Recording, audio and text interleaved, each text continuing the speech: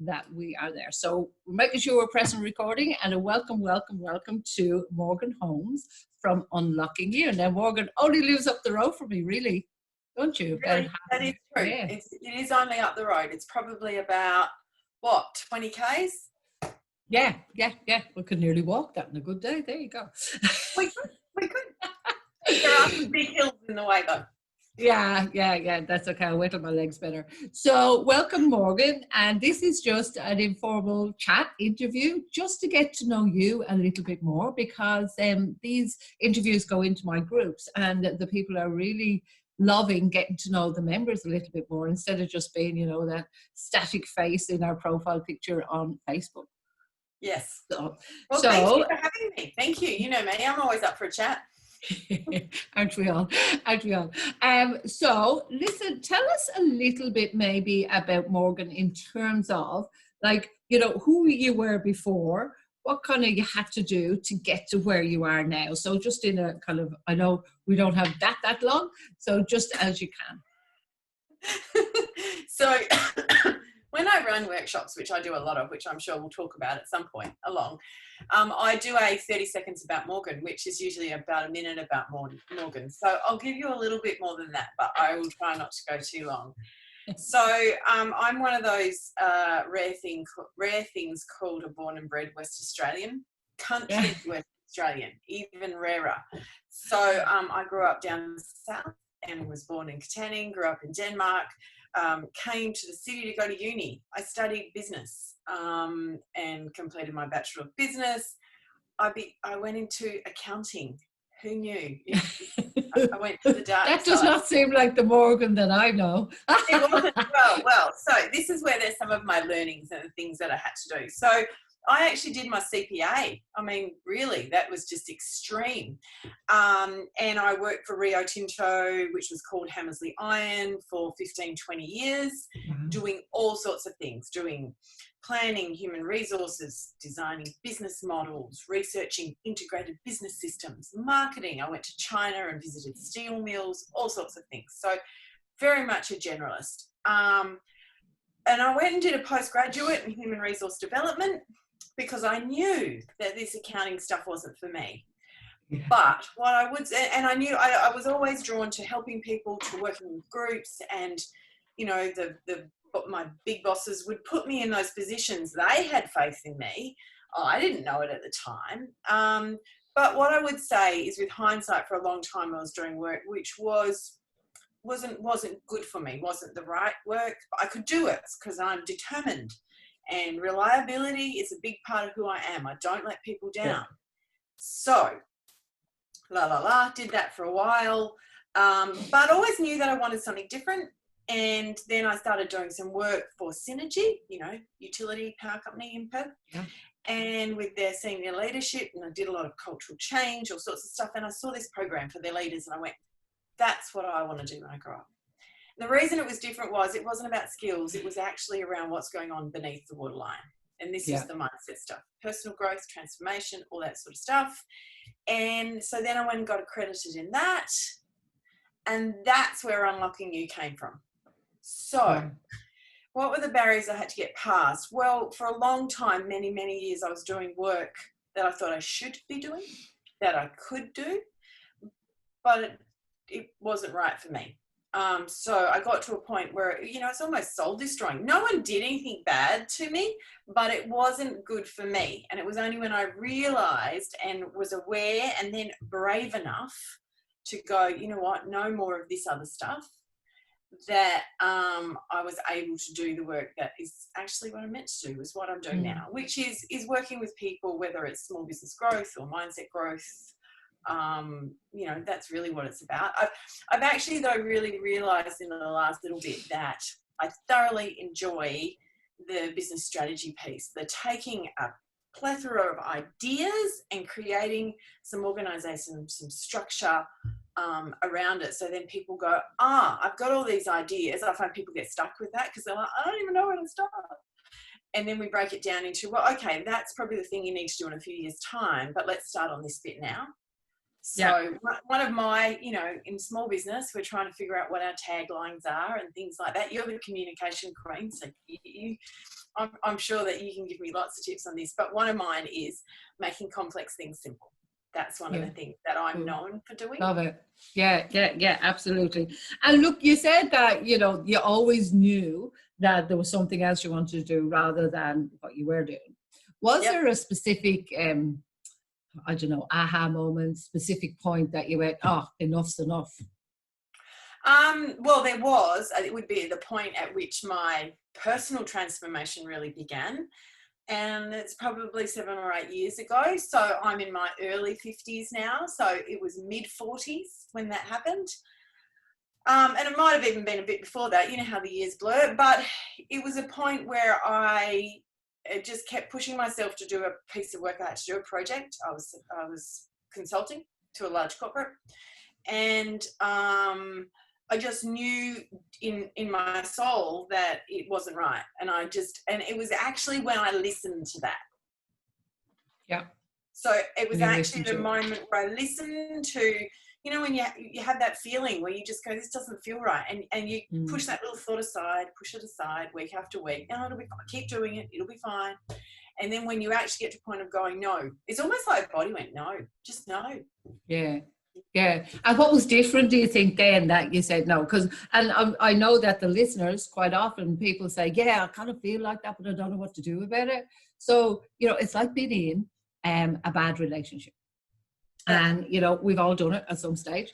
But I think that we often, in hindsight, we say, well, actually, I should have left that relationship 6 years ago, or I should have left it 5 years ago. We don't leave it till the pain gets too much. So for you, how did that pain get too much that made it actually make that choice? Okay, so for me, it was around, look, I think it is something around you get to a point in life where you honour your values. So for me, it's very important to give value, to know that what I'm doing makes a difference and that I give value. Yeah. And I got tired, my experience often in working with large corporates then, not now. As I said, no one did anything wrong to me. Yeah. But my experience then was I put my heart and soul into the work that I do, and it would get shelved. Yeah. So it was just a point for me, and it was accumulation of probably 15 years of going, enough is enough. And I actually listened. It was actually really scary. But I just went, I cannot do this anymore. My soul wouldn't let me. So it was just that I listened. Now, I would say as I've gone on since that point, there have been things where same things have happened where I've had to make a choice. And I would think it's getting clearer at recognizing that, at noticing it. So it's listening to self and trusting self. So and does it get easier? Do you believe totally. Now that you've done it once, it's kind of like building a muscle, if you like, it gets easier to then keep making those choices?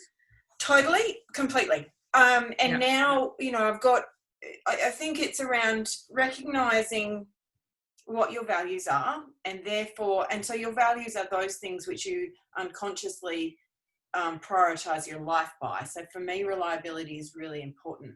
For me, making a difference is really important. There's a whole lot of other ones too. But early on, that was really hard and actually quite traumatic. And that's where the greatest growth can come from.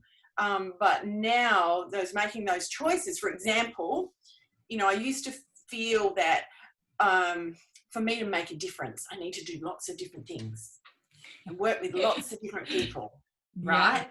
And this very wise lady once said to me, she said, what did she say? She said, do you realise, or have you thought about this idea that if you worked more closely and more deeply with fewer people, you could make a greater difference rather than touching lots of people and doing lots of things?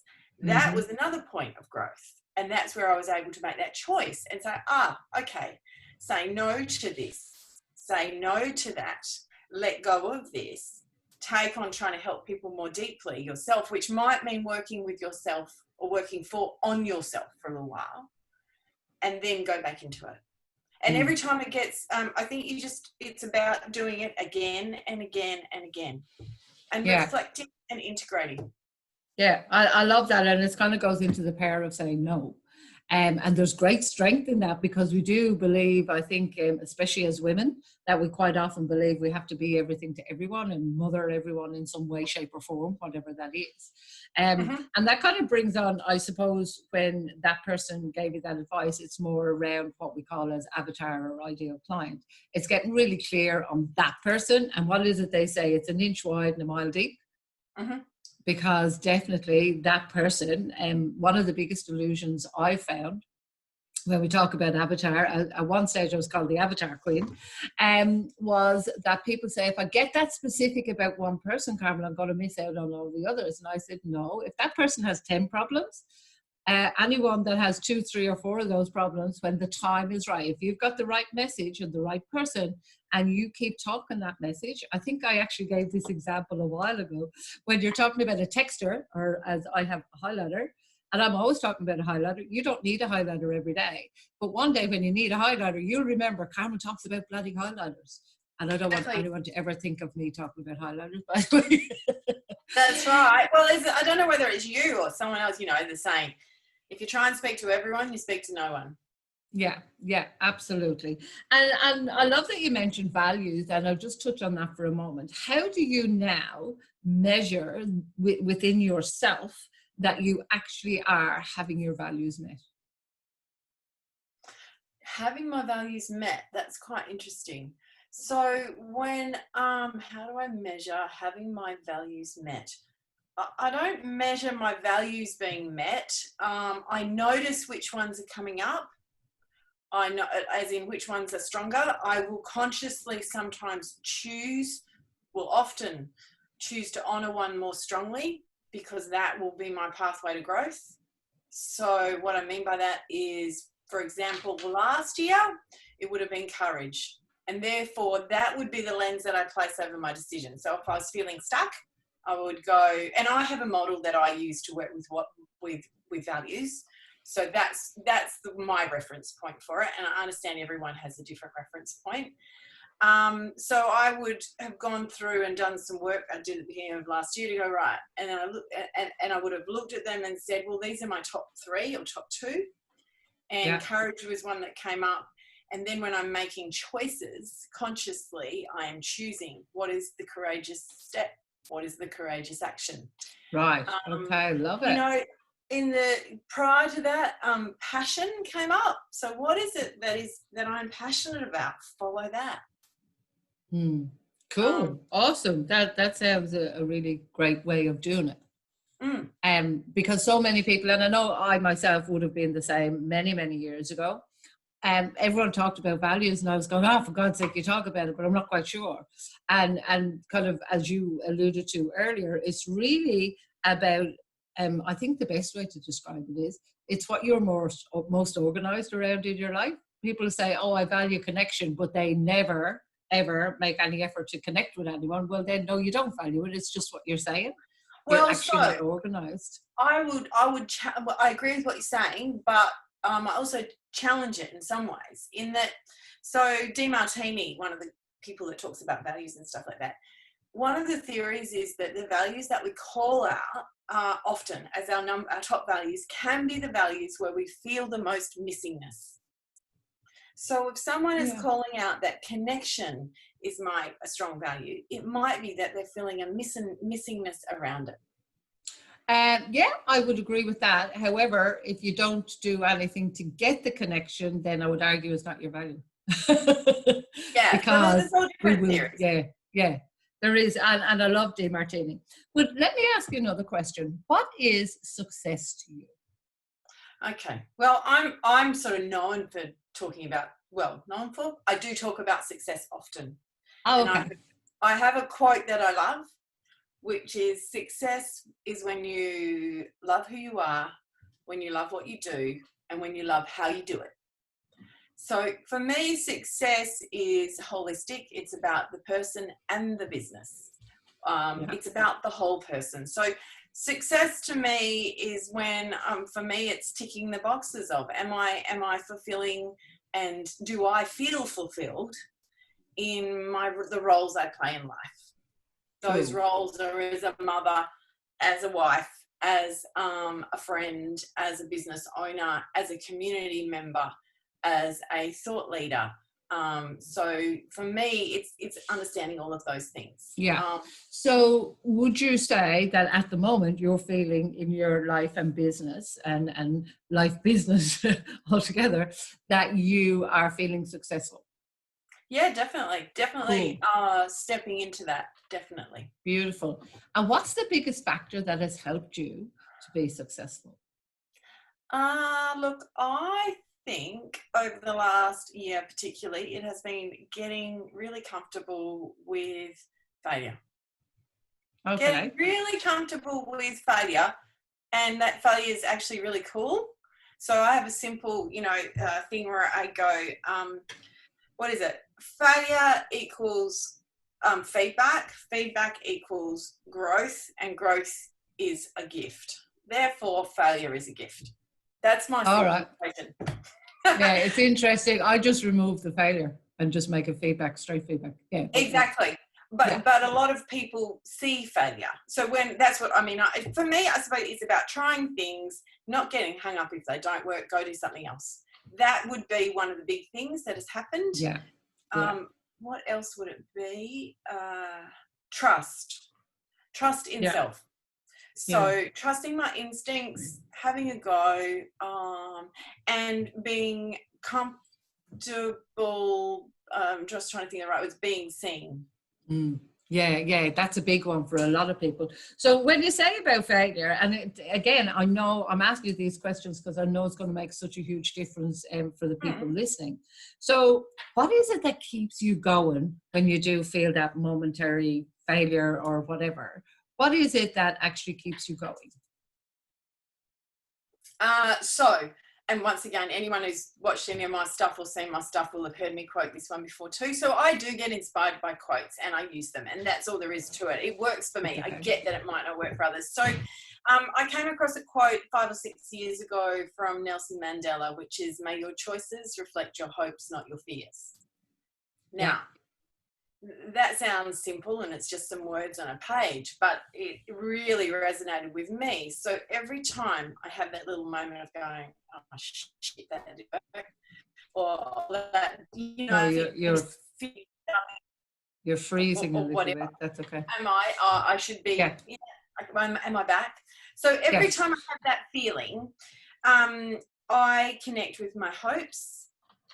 And I ask myself that question. So in terms of my next action, what is it that connects with my hopes? The other thing I should say that comes before all of that is 5, 6, 7 years ago, I got really clear on my purpose, my life purpose, my why. And that is largely the same, although, I'm very open to that changing as I go forward. And I'm very clear about that. And that is what keeps me moving forward. That is the thing that gets me past when I go, really, this is hard. How am I going to do this? And I look at that and I go, yes, that is what I want to do. That is why I'm here. And it's fantastic that you say, what was that? How many years ago did you say that was? I reckon it's about 5 or 6 years ago. Yeah. And like people quite often in their 20s and 30s and 40s and sometimes up into their 50s and beyond are going, what is my purpose? Why am I here? Because they're, kind of, I suppose, just by nature, kind of the purpose would be seen as, wife becomes mother, blah, blah, blah, and all of this. So kind of underneath it, by genetics, we are designed to have a purpose of being a mother or grandmother, whatever that is. And people spend a lot of time looking for purpose. But for you to say, well, I kind of know what my purpose is amazing, because some people feel they don't know, and they don't know for the longest time. But my theory on that is you don't have to know a big, big, big purpose if you don't have it. If it doesn't come to you magically, that's okay. As long as you know what you're doing just now and it's, you're in flow and you kind of know the next step, well, that's enough for now. So one of the things I want to ask you, because this is something that we all do, what are some of the biggest mistakes that you've made along the way? Oh, okay. I love this one. We all have them. Oh, yeah. Okay. So I'm not asking for help. That's the biggest one. Biggest one. I suppose I'm quite an independent person. I I was going to say I've had to be, but no, that's not true.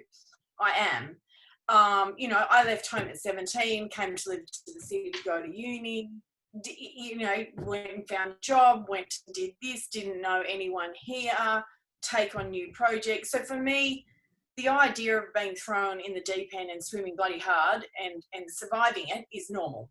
That's the way, and I go and do new stuff and it's fun. I like it, the challenge. I did a lot of time of running projects and things. So that's fun to me. Yeah. But what it taught me, well, it created a pattern, I should say, of being very independent and resilient and just finding solutions myself. I go, hey, I'm relatively smart. I'm resilient. I'm innovative. I can find solutions. In the small business world, though, of which I had no experience prior to, say, 5 years ago, lots of experience in business and commercial, not small business. Did I know about Facebook before I started a business? No, or started my business in this form. I didn't have Facebook. I didn't do social media. Did I know about branding? Did I know about marketing? Did I know about writing good copy? Did I know about any of that? No. And if I'd asked for help 2 years ago, I'd be a whole lot further. But I'm very grateful for the journey. Very, very grateful because I wouldn't be where I am or have what I've got or who I am without it. So ask for help is the biggest mistake, definitely. What would be another one? Oh, getting worried about what people think. I mean, really? I'm not that important. I don't really care. I know, you get a bit older and you kind of go, oh, yeah, no, I don't care what you think anymore. I actually don't. And go for it. It's very, very powerful place to be when you get to that stage, I believe. Yeah, so interestingly, my value around reliability was a barrier. So our values help us and they get to a point and then they hinder us and they block us. And so then when you can connect to new values that actually call out to you for the future, that can, you know, help that growth. But the reliability value, which was, I said on my Facebook page or I said somewhere that I was going to do X, and then 2 months, 3 months later, I realized that that's not going to work or that's not right. But, I can't change that because I said I was going to do that. Yeah. So that was my reliability value, and that was worrying about what people are going to think. The reality is that I think most people find when you try something new, they go, wow, that's pretty courageous. Or look at that. Isn't that awesome? And when you change your mind, they either don't notice or don't care. And if they do, it doesn't matter. And I just see small business, particularly in the first 5 years, as a constant evolution. And the better that you can get at that, the more fun you're going to have. Yeah, and I think like similar to you, I'm kind of over that 50 mark. But I do believe exactly the same. I didn't always ask for help, but when I did, it just escalated my growth so quickly. Like, I'm grateful for the journey, but oh my goodness, I mean, I remember doing video editing when I first started doing it. I sat here at this computer and I cried. I thought somebody is able to do it, surely, and I have been shown how to do it. So I know it can be done, but it was that practice of doing it. But when I reached out to somebody and said, show me this, and they showed me some other bits, it just sped everything up. And I think that's really valuable to, get out of your own way and actually ask. Yes. Can I pass one other thing on? So, investment versus cost. Yeah. And this is part of my story and my stuff, so I get that. For a long time, I saw asking for help or spending money on my business, I always viewed it as a cost, not as an investment. And the one thing that I say to people now is figure out your investment in your business. It's multiple thousands of dollars usually in whatever form. Yeah. Well, yeah, it's interesting. I have a slightly different way of looking at it, but kind of the same thing.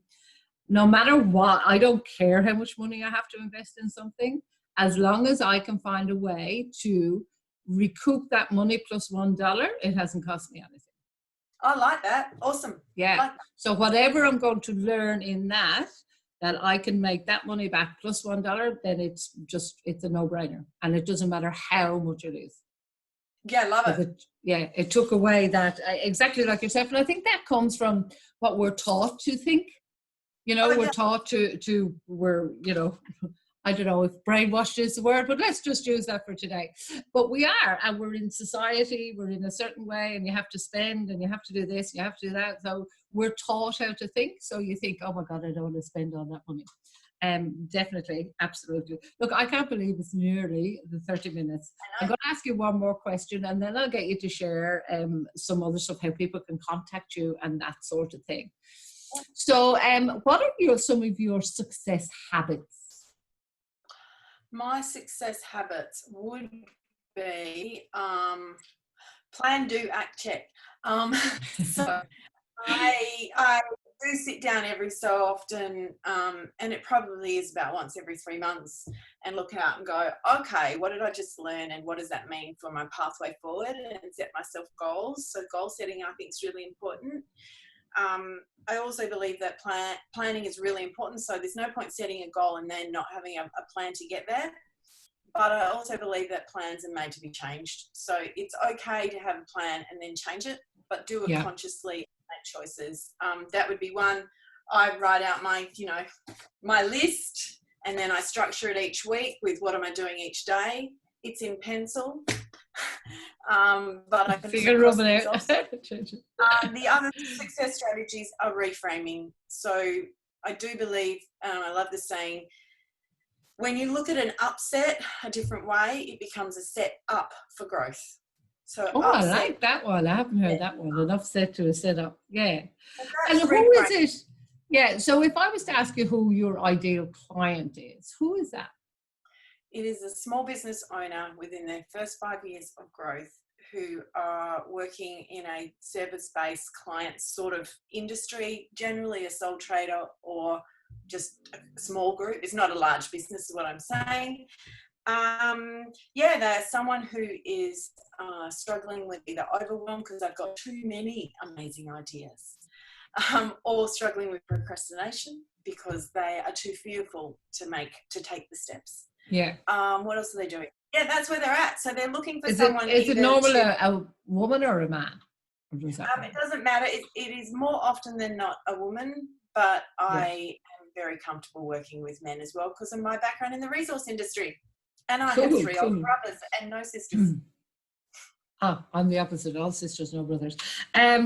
Cool. So if somebody did want to work with you or did want to contact you or whatever, how would they do so? So they could go onto my Facebook page and message me through there. So my Facebook page is Unlocking You, the letter U, not the word you. So Unlocking You, Morgan Holmes, on the screen. Message me through there, or I have a website which is www.unlockingyou, or one word, .com.au. Otherwise they can send me an email if they wanted to, which is morgan@unlockingyou.com.au. Cool. And I also do free 30-minute one-on-one solution finding Zoom calls, and they are 25 minutes. I basically say to people, what is the solution that you would like to use my brain to find? And we do that. And then at the end, I spend 5 minutes just telling them how I work and things like that. So it's all about value. It's really important to me. So, cool. It's awesome. Lovely. Well, thank you very much for being here today. And I'm sure that the guys in the group have enjoyed getting to know you better.